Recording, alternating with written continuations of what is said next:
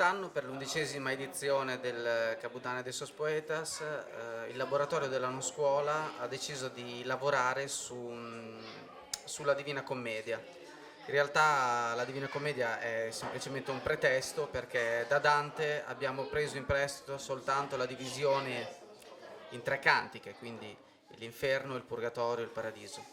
Verranno messi in scena, diciamo, in 3 giorni diversi e in 3 luoghi diversi del paese.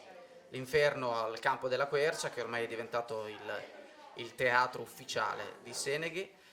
Il purgatorio sarà una lunga passeggiata che dalla piazza dei Balli ci condurrà fino al nuraghe di Mesamaiore, e il paradiso invece in piazza, proprio nel luogo comune per eccellenza. Il laboratorio della non scuola è iniziato qui a Seneghe per il Cabudane de Sos Poetas 8 anni fa.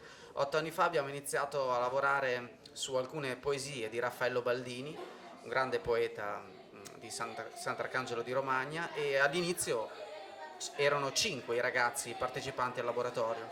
In 8 anni i ragazzi sono diventati 50 e quest'anno abbiamo veramente fatto esplodere il laboratorio, perché oltre ai 50 ragazzi hanno preso parte al laboratorio altre 50 persone appartenenti alle varie associazioni del paese, quindi dalla squadra di calcio alla squadra di pallavolo, ai cacciatori, agli allevatori, ai motociclisti. Insomma, una buona fetta di paese è entrata a portare vita all'interno del laboratorio.